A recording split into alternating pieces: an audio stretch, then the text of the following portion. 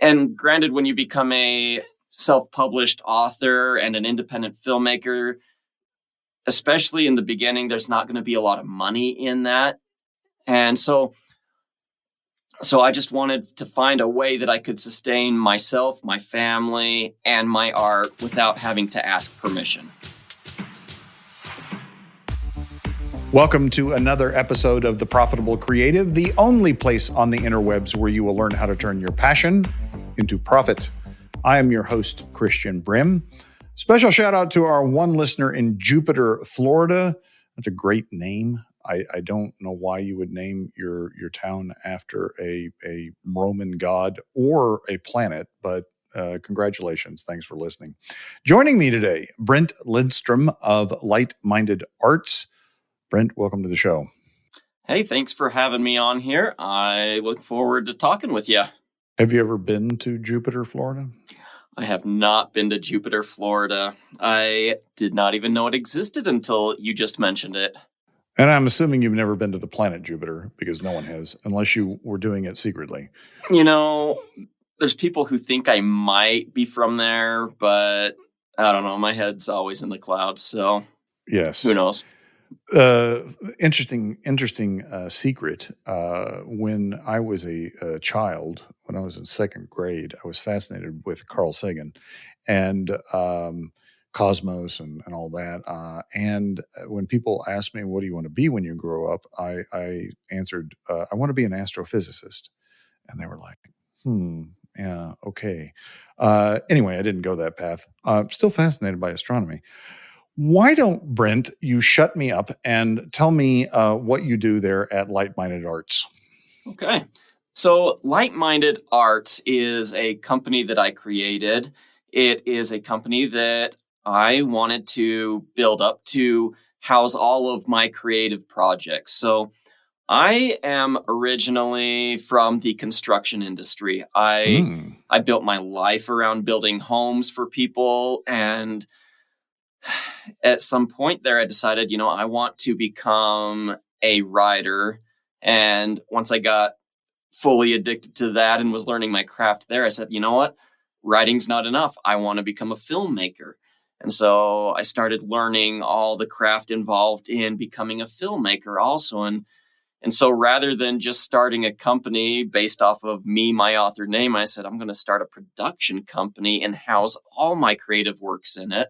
And I'm going to call that Light-Minded Arts, and kind of a play on words, because with movies, you're basically painting with light. So light there, and then light-minded, because I don't really take myself all that seriously. And so why not just have a little bit of fun with it? So yeah, Light-Minded Arts is my company. I'm based out of Utah, and it's where I it's where I experiment with my imagination and see if anybody else wants to enjoy it along with me. Okay, you've already intrigued me twice. Once in the green room, now on the show. Okay, let's unpack this a minute. Sure. Why did you get into construction? Okay, so I grew up in the construction field. So when I was 13 years old, I started on a framing crew and started doing that during the summers full time. And I did the framing crew for 1 year. Then another year I did finish carpentry as a hod tender for brick. I went through all the trades and eventually ended up joining the family business while I was going to college for my finance degree. Actually, it was after that. I was building homes to put myself through college, but then I joined the family business where I became a superintendent for some larger construction sites and eventually got into real estate development through that family company. And that was also the time when I was experimenting with writing, because when you start with a family business, they start you from the ground up. And at the time, I wasn't making any money doing it. And so I said, you know what? There's potential for me here. My true goal at the time was actually to go work on Wall Street, become a CFA, a certified financial analyst. And so that's what I was going to school for. And at the time, I just thought, I need a little extra side income. So that's when I started writing. And that's when I got addicted to writing and said, you know what? I'm going to keep Wall Street in my back pocket as sort of a hobby. I'm going to learn everything about the real estate industry, where I'm in right now, so that I can have that as a fallback. But I'm going to create a financially stable future for me. And then in 10 years, I'm going to completely change my career, go into writing and filmmaking as my full-time job, but I need to use these other skills that I've developed along the way to be financially independent, because I didn't want to be a struggling artist. Okay. Did that answer your question? It did. And I started meandering around there, and then I think I forgot what he even asked me. and then the fact that you had a finance background kind of answers the first question of why are you trading natural gas futures? So that kind of belays that a little. Okay, so let me recap that and make sure I got it right. You realized that construction was not it from a passion standpoint, but you did see it as a way to make money to support your creative endeavors. Yes. And you reached that level of financial security to then migrate and be in the creative space full time. Is that? Yeah. And when I first started writing and got addicted to it, I said, you know what? Because I want to do this full time, I'm going to put together a plan that will help me achieve this. And so that's when I decided, you know what? A 10-year plan sounds achievable. In 10 years, I should be able to do two things. I should be able to level up my craft in my storytelling abilities, and I should be able to figure out how to become financially independent. And so I started working on those two things concurrently while I was working in the construction field. And I was fortunate enough to have some good mentors in the family business for that end. And then for the Wall Street end, which I did as the hobby, because I wanted to diversify and have multiple streams of income, I worked really hard at learning that and spent a lot of free time studying, researching, and practicing things that would help me achieve those goals. So did you meet your 10-year plan, or did you do it quicker than that? I did meet it. I actually revised it about halfway through, because the filmmaking part of it came after I'd already decided to become a full-time writer. And once I decided I wanted to be an independent filmmaker, also I realized, you know what? Making movies is a lot more expensive than writing books. And so I basically had to triple my my net income potential. And so, I changed that about halfway through, and I was still able to meet that projection, which was really helpful because making movies is not a cheap endeavor. No, it is not. So when did you launch Light-Minded Arts? So I actually launched this at the very beginning, January 1st of 2025. Okay. So you're a year in. I am a year in. How is it going? It's going great. I've got 3 books which are published under my name. I've written others under other names, but I've got one called One for the Money, Two for the Soul, which is just a really fun, zany adventure ride. Just super fun. And actually, if your guests want to get a copy of that, they're welcome to jump over onto my website and just fill out the contact form and mention your podcast, and I'll send them a free ebook just so they can see my style.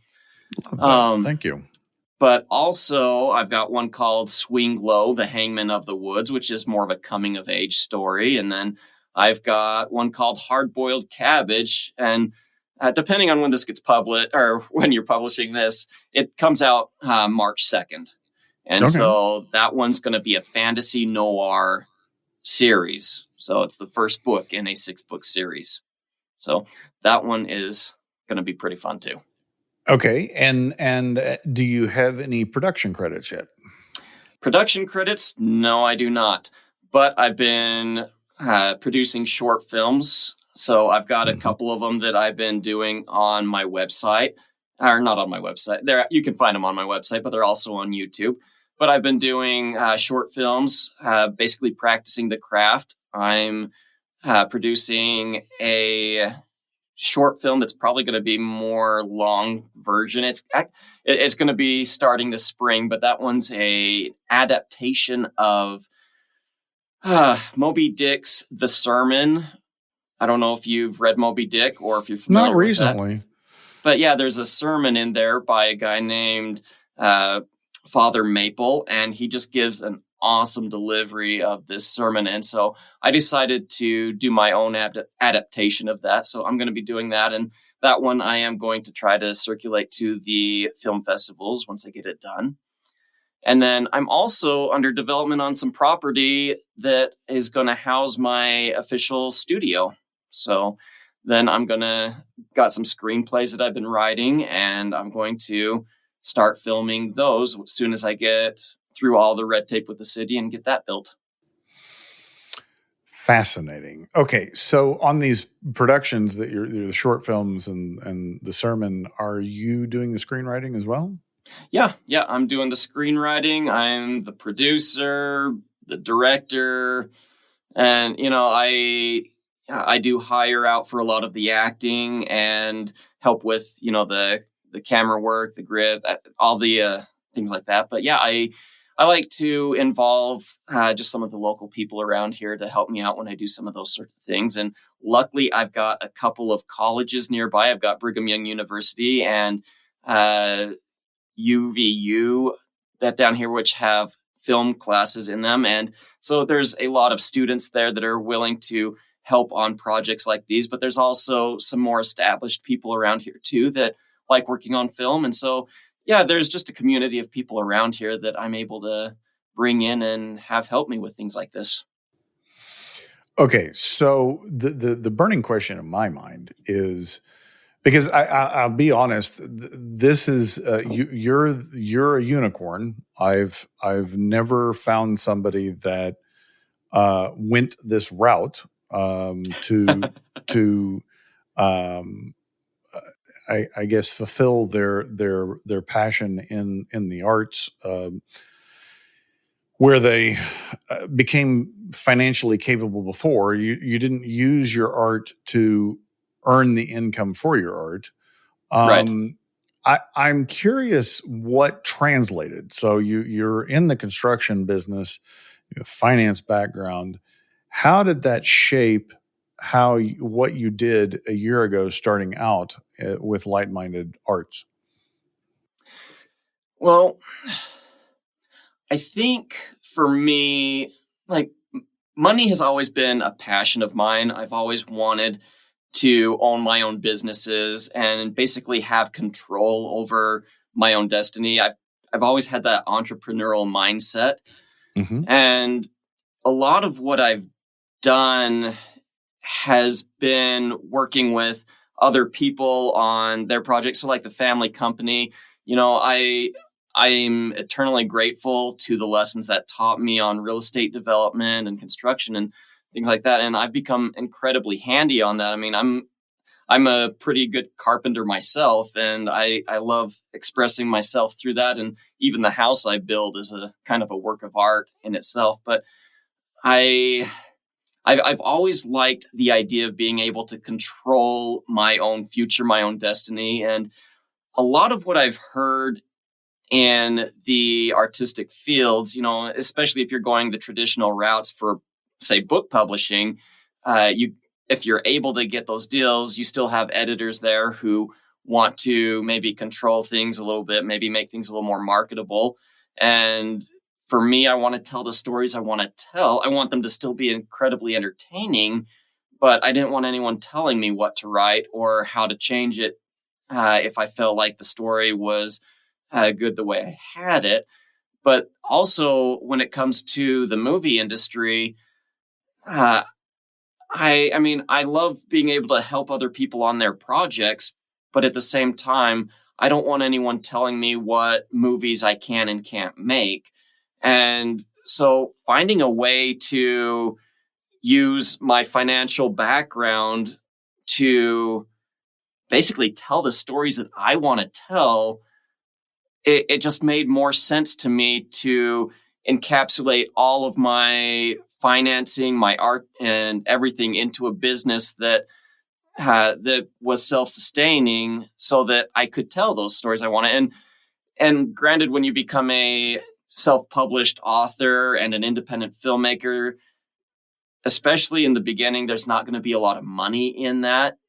And so I just wanted to find a way that I could sustain myself, my family, and my art without having to ask permission. Yes, because I think that's the thing that creatives, I use that term very broadly, struggle with is how to hold that passion, that artistic integrity, that doing what lights their fire, and the ability to make money, and seeing that not as a trade-off of like I can do either or, but how can I do both, right? Right. I'm going to ask this question, and I do not want it to sound the wrong way, but I want to clarify something. Sure. Did you create a business through your construction and finance backgrounds to fund your hobby, or is the artistic endeavor profitable in and of itself? All right. That's a great question. And it's a question that I had to ask myself when I put together that 10-year plan. And I created my financial businesses to support basically the hobby of art. And the idea was that eventually the art would be able to sustain itself, but I knew that it wouldn't in the very beginning. So at this time, Light-Minded Arts is not self-sustaining. Light-Minded Arts needs a constant infusion from me, from my personal financial sources otherwise, to actually keep it afloat. And so, yeah, it's definitely, I definitely created everything to help support that. And eventually, though, I hope that people will start reading my works and say, wow, yeah, I actually like his style. And maybe that'll help create a following. And same thing with my movies when those start coming out is, yeah, maybe they'll still be independent films, and a lot of those don't make a ton of money, but I'd love to be able to find an audience for those and eventually make that end of it self-sustaining also. So yeah, it's definitely supporting the hobby, but the hobby hopefully will one day become a profit center in itself too. Well, that's what I was trying to get at is that, the lessons, the profitability lessons that you learned outside of art, have you been able to incorporate those into the business of art?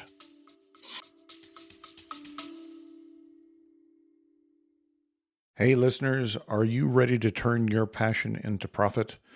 Then grab a copy of Profit First for Creatives.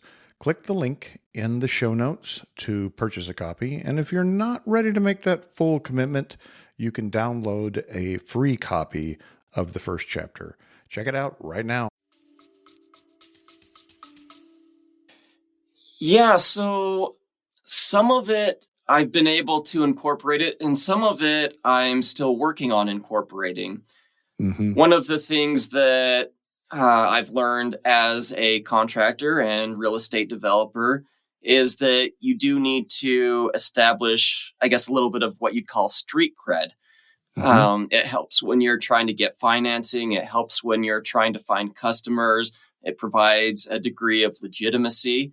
So when I bring that into my Light-Minded Arts, I need to find a way to build a little street cred. I need to which is why I actually offered your audience that one book that I did for free, because I need to develop street cred with an audience. I need to find people who value what I do, and it will help with financing. If I need financing for a movie in the future, it'll help just establish me as a legitimate creative.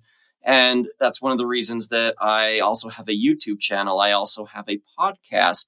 I'm helping other creatives find basically ways to be profitable, even if their art isn't sustaining that yet. So yeah, I'm working on taking lessons that I've learned in the construction field and applying them to Light-Minded Arts to help. And that's one way that I'm doing that. Yeah, this is not a criticism at all. It is an observation. Is that because you financially don't need the art to perform, because you have other financial assets, how obviously it's given you tremendous freedom, right? Like you can do Absolutely. what you want. Yeah. How has that financial freedom maybe hindered you in the creative? That's a good question. How has it hindered me? That's why I asked it, because it was a good question. No, it's a great question, and it makes me think a little bit. Let me answer that, I guess, in a couple ways. Hey creatives, Delana Ely here. I have a question for you. If you could pay yourself more, why aren't you doing it? For real. S Corp is an option for you, the creative entrepreneur, to move your business to the next level, to pay yourself more, and to cut your tax savings down. Yeah, less money to the IRS. We want that, right? So why haven't you done it yet? What's going on? The reality is you probably have 50,000 questions in your brain. You don't know which way is up and down, and you're still too busy to do all those things, plus also create, right? Well, the good thing for you is that Core Group is actually the place to be to get that S Corp election rolling. Yeah, we have an assessment. Let's see if you qualify. Come chat with me. Core Group, turning passion into profit. First is, what is the potential way it could that I've been thinking about that I need to always be mindful of so that I don't fall into that trap? And that trap would be that I create art that is not entertaining. It maybe excites me, but it's not something that an audience would value. And that is definitely a trap that I work really hard to try to avoid, because there's a lot of... Okay, so have you read the book Save the Cat? Yes, I have. Okay, so for any of your audience who maybe doesn't know about Save the Cat is written by Blake Snyder. He goes through and he talks about all of the... Was it Blake Snyder? I think it was Blake Snyder. He goes through and he talks about how to break down a screenplay. And he says, by page whatever, you need to have this. By page whatever, you need to have this. And he goes down very formulaic. And you go on to Amazon or you go on to any forum that talks about this, and you're going to find a whole bunch of people on there who say, I do not want to be confined to this structure. I do not want to be confined to one way of telling a story. I want to be able to tell the story I want. And basically what they're saying is they're not writing stories that follow this format that he says is a very industry standard format. And the problem with that is they, and maybe they're going to be able to tell a story that's entertaining still, but let's just, and I'm not saying they're wrong either, but I'm not saying they're right either, because they're wanting to tell a story that has no rules, and storytelling is full of rules. It's full of beats that need to be adhered to for the different genres that you're trying to address. And if you're just trying to go way off into left field and tell your own style of artistic story, there's a chance that it might be artistic. There's a chance that it might be groundbreaking, but there's a very big chance that it's never going to find an audience. And I think that's the trap that I'm always keeping in the back of my mind is, can I tell a story my way, but still tell it in a way that will engage an audience, that will be popular, that will be entertaining. And so, yeah, I'm always trying to work on my craft. I'm always trying to have professional editors review all of my works. And so, yeah, that is one area, a trap or thing that could probably hinder me if I wasn't cognizant of that. Yeah. And so, I mean, I think of my daughter is a figurative oil painter and instructor of that art by profession. And when she started it, it was this, dad conversation of like, okay, you're going to go out and do this. How are you going to actually make a living around it? And she got frustrated to the point where she said, I don't know, Dad, I'm just going to paint what I want to paint. Right. Which is, to your point, like, yeah, you can certainly do that, but there's no guarantee that anybody's going to pay you for it. Right. Right. And when I just finished my novella, it's ready to go to editing. I purchased Save the Cat for novels. It wasn't the same author. It was a derivative. But I remember in that book, she was talking about writers classifying it as formulaic, like, and that's what their resistance to it was. Right.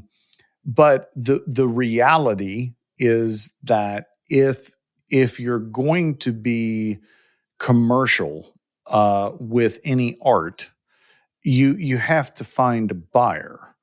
And it may be, one patron like Michelangelo, and where you have one very wealthy person that's willing to pay you for what you do because it's so novel and so wild, right? But for most of us that are trying to slog it out with creativity and make money at it, it's really being able to accept some limitations on that creativity, to understand that, yeah, you can write a story without following all the beats, but this is the way people understand story. This is the, you can't have a completely disjointed story, or no one's going to be able to follow it, and no one's going to read it, and no one's going to enjoy it, and no one's going to pay you for it. And that's what I think ultimately this podcast is about, is how do you merge those two things? How do you allow yourself to be creative and follow your passion, but at the same time make money at it? And I think the answer to that is reapplying your creativity. So like, if you're going to be creative for creative's sake, and you're just going to make what you want and to hell with everybody else, that's totally fine, right? Like that's art, but it doesn't have a commercial intent. Somebody may pay you for it, but that's not the reason you're making it, right? Right. If you're on the other hand trying to make money at it, it's reapplying that creative energy within those confines. Well, and if you think about it, when you go to college, what are you getting a degree in? You're getting, and I don't care what field you go into, that first 4 years is called Bachelor's of Arts. Mm-hmm. So even if you're going into business, if you're going into math, if you're going into teaching, you're getting a Bachelor's of Arts in that field. And so there's a degree of creativity in just about everything you pursue, but Yes. But finding that creativity, like you said, and applying it to a way to actually become financially feasible and financially, and something that resonates with a broader audience, I think is incredibly important. I was thinking of ways that you could do that when you were mentioning that. And I was thinking, well, you mentioned Michelangelo, who had basically one big client. There's people like Vincent van Gogh, who sold only one art painting in his entire life. And maybe that was to his brother, someone who felt sorry for him, but he was so wild and out there at the time that he had to have a sponsor that basically supported his work while he was doing this wild, unprecedented thing. And he didn't even become popular till after he was dead. And I think that a lot of those kind of people, they do shape our art today, but, if you need to support yourself in your art today, and if you need to be groundbreaking, try to find a way to do it within the confines of the system, or find a way to support yourself by other means, and then you don't have those restrictions. But for me, I like to combine the two. I like to look for a way to do it within more of the approved format, while also having other sources that I can have that freedom. And to my point, I want to write the stories I want to write, but I'm not trying to go out there in left field and do something totally bizarre. I'm more just trying to write the stories that align with my personal values and my creative ideas. So I do mostly clean fiction, and a lot of things out there aren't necessarily clean fiction anymore. So, I don't like a ton of the sexual content and the profanity that you see out there. And so I want my stories to focus on things that align with my values, not preachy, but entertaining for people with similar mindsets. So it's finding what you want to do and being creative enough to find out how to support yourself in doing that. Yeah. And I think creativity in business goes beyond that simple paradigm. Not that what we've talked about is not true, but for instance, I had somebody on the show that was talking about AI and authorship of books, and the novel approach was that they created a online AI something or other. I don't know if it was just a chatbot or what, but it was essentially to engage in the world that the novel created. And I'm like, oh, that's interesting, right? And so to me, entrepreneurship in general, you said everybody is educated in some creativity. I think we're all creative. I think I lead with that in my book. I believe that we are a reflection of our creator, and therefore by nature are creative, everyone. And I think that the entrepreneur in general is a problem solver. That's what they do. They see a problem, they fix it, and get compensated for that solution, right? And so, but almost all entrepreneurial endeavor is creative by nature. That's what problem solving is. It's coming up with a novel solution that hasn't been created before to fix a problem. Now, it might be a tweak. It might not be completely new. It may just be an iteration of something that's already been tried before. But I think, like that woman talking about creating an immersive experience for a book, that's a novel thing. It's not just saying we have to produce something that someone will buy. Yeah, that's table stakes. Yes, we have to do that. Yeah. But is there a way to take your creativity and apply it to solving a problem that no one solved yet? Yeah, I when you mentioned that they did that with their book, I did something similar with one of my books. I was out there like, you know what? I want to make a YouTube video or a podcast that basically lets people know a little bit about one of my books. And so I actually uploaded my book onto an AI platform, and I customized a kind of like one of those chatbots to it. And basically, I was able to interview my character and have him give me responses back in his voice. And I was able to do a podcast interview of my own character in the book. And, I was able to have it be in his voice. And, it's amazing the things that you can do. And they're fun. But, that was just a fun. Yeah, and as exercise. I'm sitting here thinking, I was a huge fan of the Choose Your Own Adventure books when I was a kid. And that is actually what entrepreneurship is you get to choose your adventure. Yeah.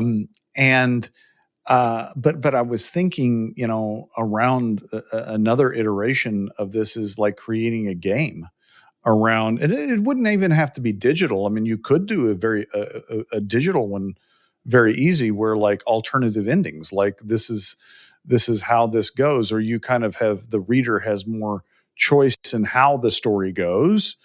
Or it could be, that you create a board game that is around the world that you've created and the characters that you've created. Like, it's not, I guess what I'm saying is that the potential is limited only by your imagination.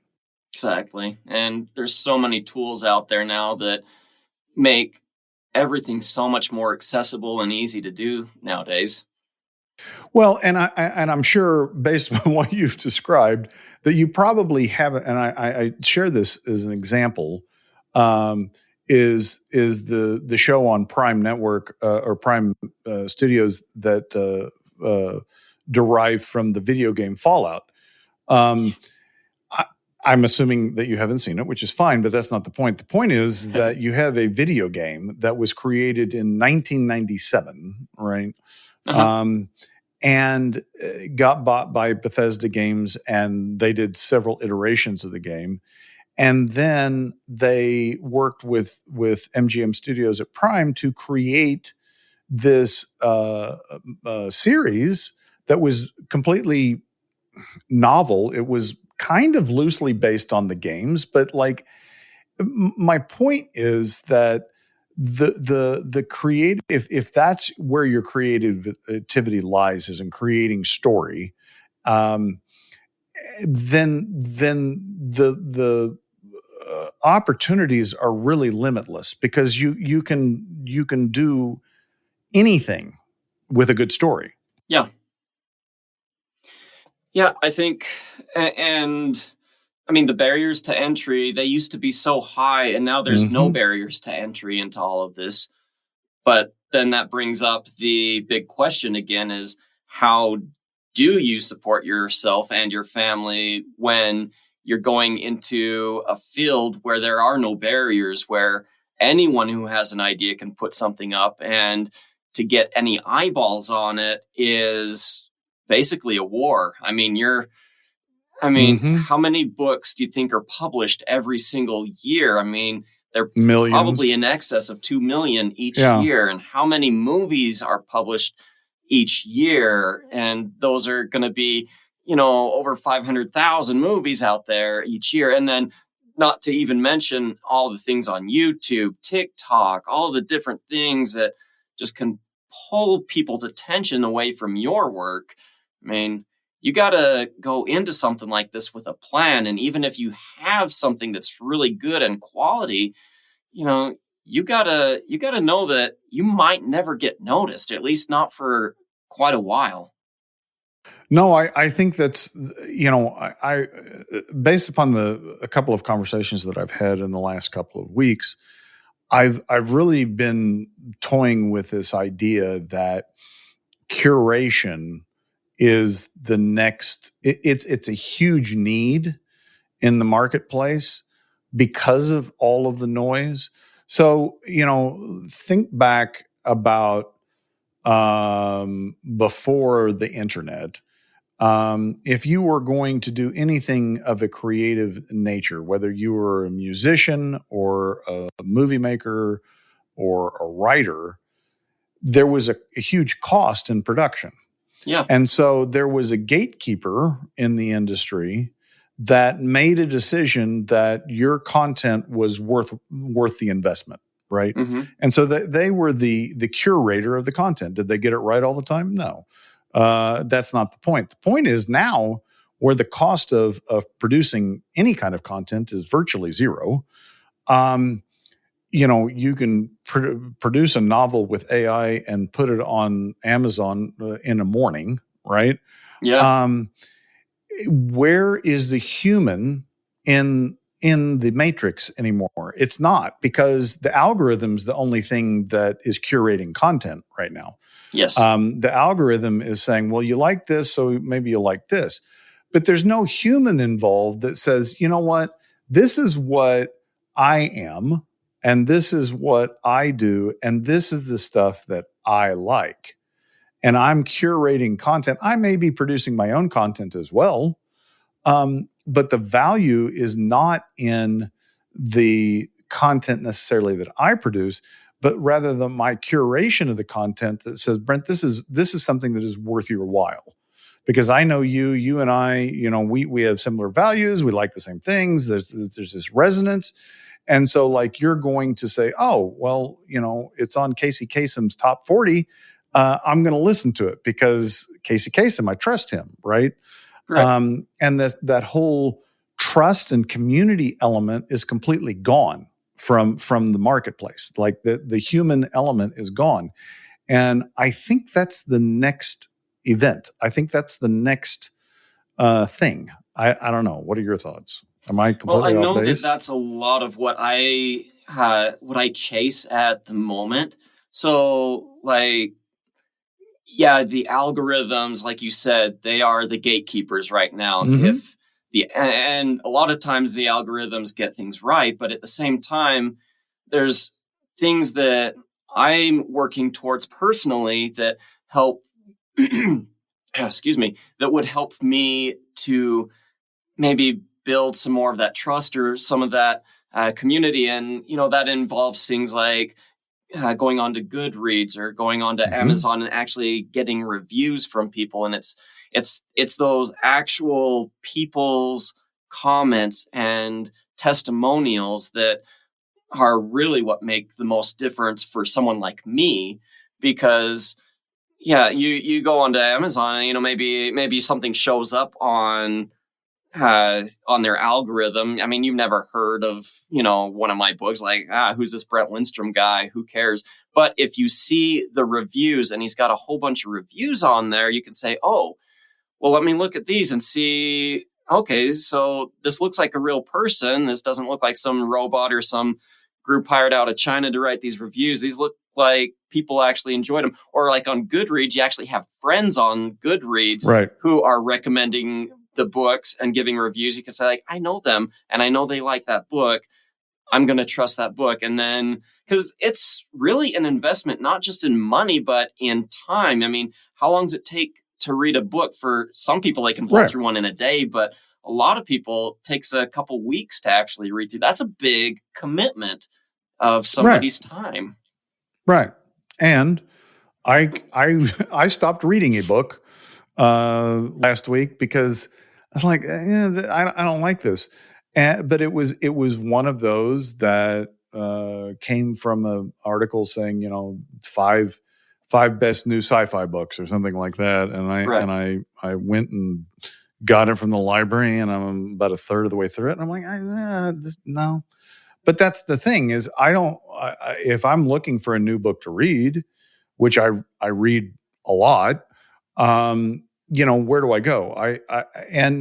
That's the problem that presents, I think, in the marketplace. And it's not just books, music, video, it's content in general. Like, what is worth my time reading or investing in, and who do I trust?